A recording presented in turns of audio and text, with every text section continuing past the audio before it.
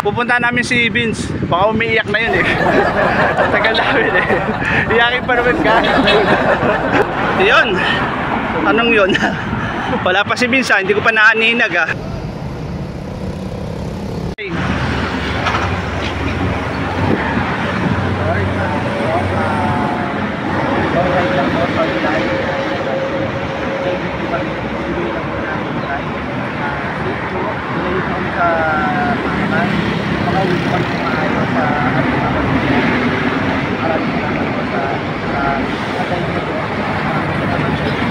Amen. Yun, time check 3:04 AM. Touchdown Valenzuela mga kayeboy. Yun sa pool. Approaching kauna-unahang madadaanan sa Bulacan, may Kawayan, Bulacan mga kayeboy.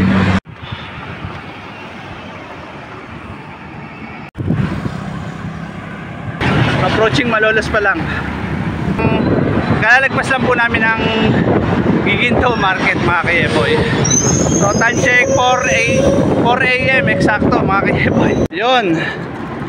Kami ay magkakape muna. Ito si Mike. Lagpasan namin ng ano eh, ng Bulacan. O kaya nga yung arko doon ng Bulacan. Yun. Si Mike tsaka si Bro. Tsaka si Aling Pising. Kape muna kami dito kasi ano eh, kami yung pinanganak na abnormal eh. Check 5:23 AM. Ayan, nasa market po kami ngayon. Time check mga kayeboy, 5:54 AM. Mag-aalas 6 na pala pero madilim pa rin. Ayan. Bro, dito ba tayo magnanakaw ng chicharon? Dito tayo magnanakaw ng chicharon? Ha? Oh, sige. Simplihan mo na. Magano? Tirahin. Nakawan natin. Nang kumita naman sila. Yun. Time check 6:03 AM. Dito tayo diretso. Sa San Rafael na tayo. Yan. Yan si Mike, San Rafael. Yan, itong San Rafael na ito yung paborito kong laging daanan dahil pag gabi dito napakaliwanag. Bukas lahat ng ilaw tsaka napakaganda yun. Makikita nyo naman. Isa sa mga paborito ko itong daanan, itong San Rafael na to. Maganda, maaliwalas. Yun, time check. Ayun, 7:04 AM mga kayeboy. Touchdown San Ildefonso Bulacan mga kayeboy. Oh, yun. Medyo medyo talaga. Pag wala ka talaga practice, ganitong mararamdaman mo. Medyo hirap, medyo pagod, medyo naghahabol sa mga kasama. Yung isa kong kasama, wala din practice, mabilis lang din. Kailangan alalay lang tayo sa takbuhan. Hindi pwedeng rat-rat. Mahaba pa biyahe. Iikot daw sila dun eh. Ewan ko saan yun ikot-ikot yun. Bahala na sila. Yeah boy. 5 to 6 kilometer nasa arko na kami ng San Miguel mga kayeboy. Iyon sa pool.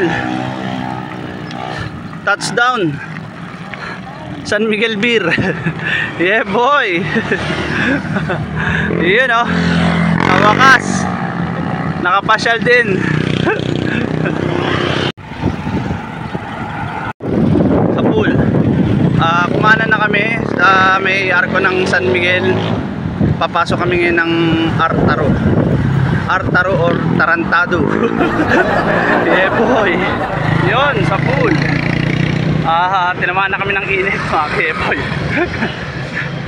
Yung kasama namin nauna na, nag-init din ng puwet ang puta. Yung kasama ko yun, nakapula yan oh. Si Mike nag-aalalay lang din. Mahirap palaspag, medyo malayo-layo pa. Hindi naman kalayuan.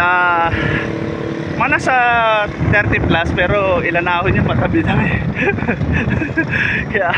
Kaya may reserba bago makauwi ng bahay para hindi alata doon last vlog.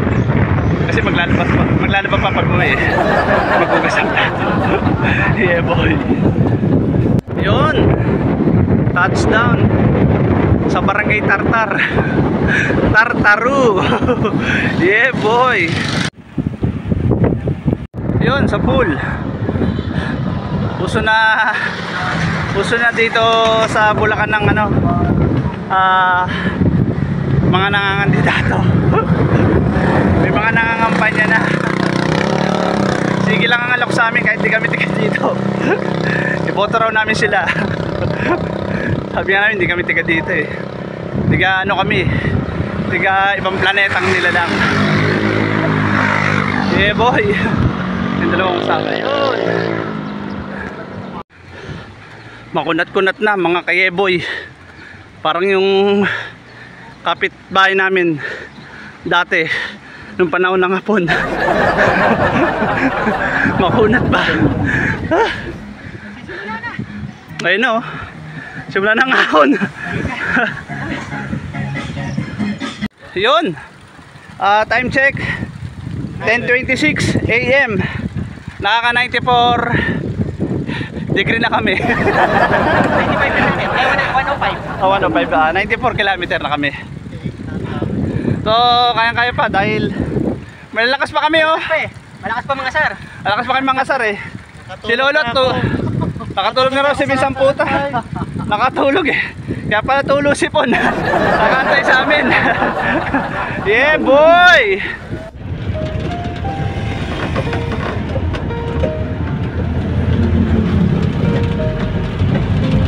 Yun sinasabi ko. Kailangan kulang sa check, aberya ang nangyari. Yan. Buti na tayo nandito kay Rap. So, shoutout doon sa nagatid sa akin pala kanina. Galing Kalawakan pababa dito sa may San Miguel. Bakit? Yan sinasabi ko pag walang condition yung bike eh. Ito pala si Sir Rap. Ayun. Pangit talaga Sir Rap na ano, no? Babiyahe ng deep condition yung bike eh, no? Ayan. Galing pa akong Quezon City. Bumaba akong Kalawakan. Buti na isakay ako ng ano, aisle 3. Shoutout dun. Ayan Sir Rap, na, baka mapalitan na yan. Palitan na lang yan. Wala ko nabibiling ganun. Ha? Wala ko nabibiling. Ah, ganun? Yun, sa pool. At yun na nga nangyari. Nagkaroon ako ng aberya. Yung crank, yung tornilyo ng crank ko, yun lock para hindi matanggal yung arm. Natanggal. So hindi ko na-check kahapon. Lesson learned yun. Talagang dapat chinecheck yung bike bago gamitin para hindi magkaroon ng aberya. So nagkaiwalay kami doon sa Kalawakan ng mundo sa DRT. Tapos buti na lang may pinakausapan ako na isakay ko yung bike ko sa L3 nila. Nagabot na lang ako. Buti pumayag.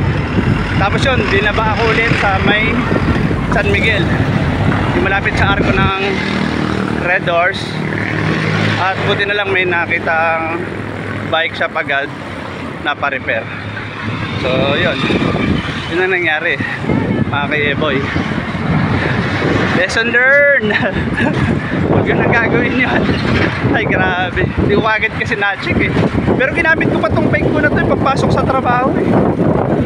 Kung nakita ko to dapat pinagawa ko na ito agad eh. Kasi hindi ko rin talaga napansin eh.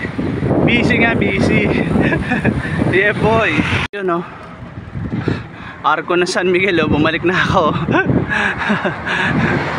So yun, balik na ako. Solo ko na ngayon. Solo na lang ako ngayon mga kayeboy. Kasi yung dalawang kasama nauna na. Inikot na talaga nila yung Bulacan Loop via DRT. Failed ako, failed mission. Yeah boy.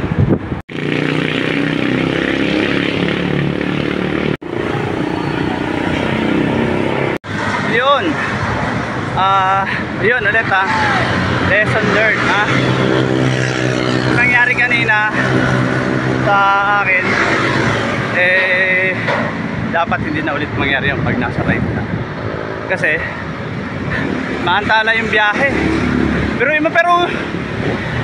na-check ko naman yun, bigla lang lumuwag yung bolt na yan, yung nakikita nyo yung kulay gray. Yan, bigla lang natanggal kaya nagtanggalan din yung sa crank ko, yung pinakano niya, lagayan ng pedal.